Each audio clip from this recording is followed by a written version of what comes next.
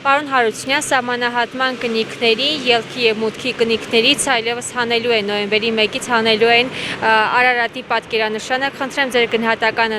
ներկայացնեք և արդյոք ինչ նպատակով են անում ըստ ձեզ։ Դա ամենաբացասական գնահատականին է արժանի և այդ հարցերը, որ առաջ են քաշում, իրանց պետք է պատասխանը տրվի հետևյալ ձևով։ Դուք ձեր դրոշից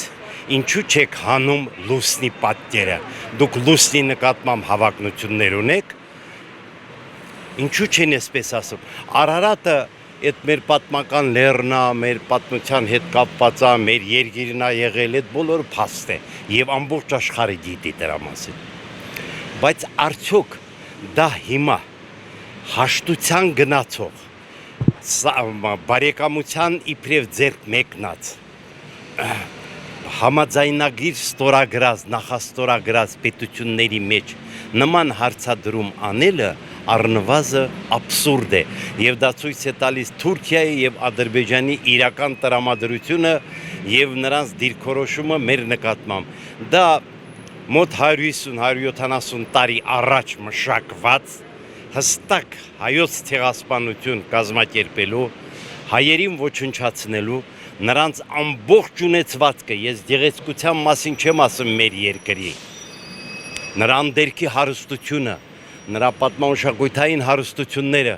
նրա արժեքները, նրա մեր աշխատասեր փայլուն ժողովրդի ստեղծած ամեն ինչ է այդ հողերի վրա, նրանք յուրացրել են, ապրում են, վայելում են, չեն կշտանում, չեն զղտկվում, հիմա էլ շարունակում են, պայքարում են այստեղի ստեղծածների վրա աչք ունեն։ Դա է նրանց իրական նպատակը։ Իսկ այս դավաճան թուրքահպատակ եւ թուրքերի համար ամեն ինչ պատրաստ, ամեն ինչ անող իշխանությունները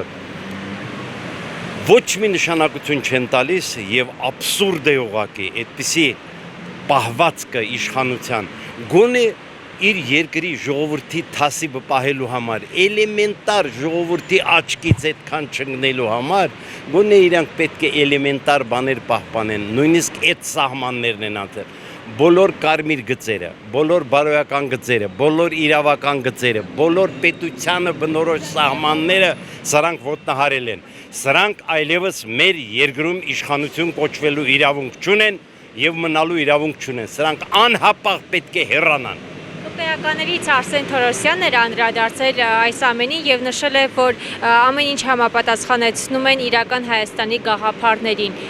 Դուք ինչ մեկնաբանություն ունեք, արդյոք հայկական կողմի մտադրություններն է սա եղել, թե Թուրքիայի պահանջն են կատարում։ Սա միայն պահանջ է եւ թելադրանք է։ Դա նույնիսկ առաջին դասանի դպրոցական գրքերում այբբենարանում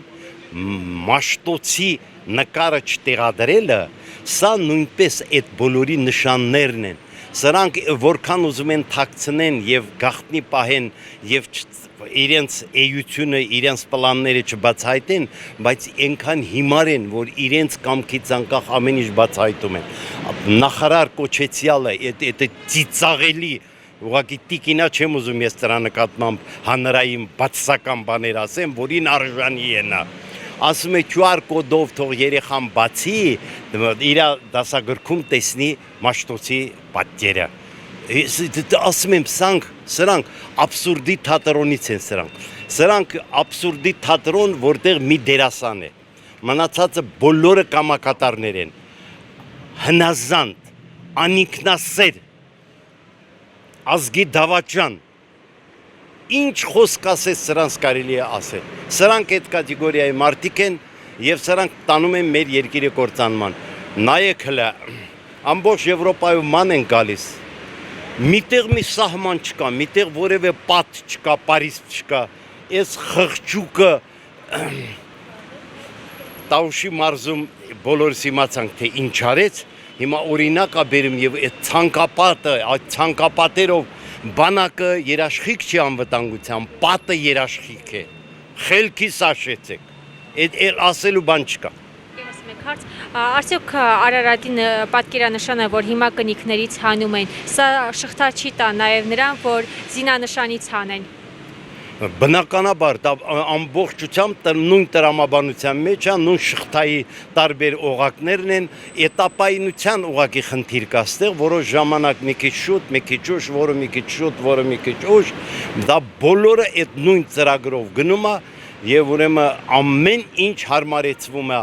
Ադրբեջանի եւ Թուրքիայի պահանջներին եւ նրանց նկարտումները այս ռեգիոնում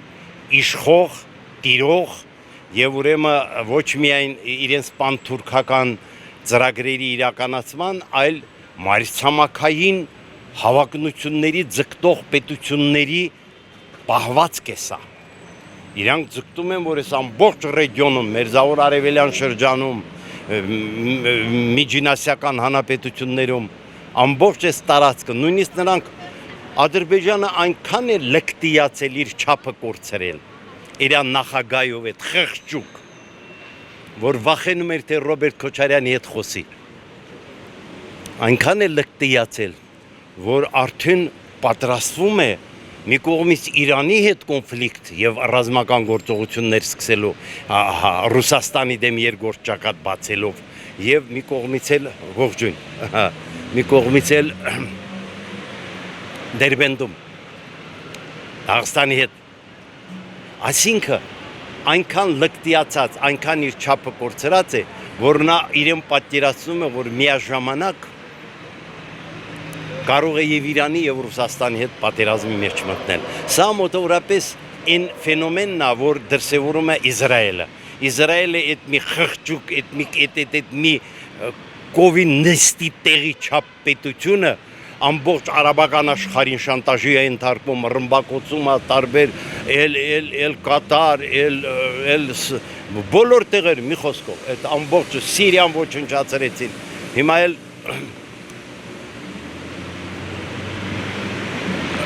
ասում է հիմար օրինակը վարակիչ է լինում։ Հիմա Իսրայելի այդ պահվածքը վարակելա սրանց, թե Թուրքիային, թե Ադրբեջանին, նրանք ասում են, որ եթե Սիրիան այդքան իր հալով այդպիսի հավակնություններ անում, բա մենք ինչի չանենք։ Այդ բոլորը տարան է գնում։ Իսկ Հայաստանին նրանք այլևս հաշվում են, որ գոյություն չունի որպես պետություն։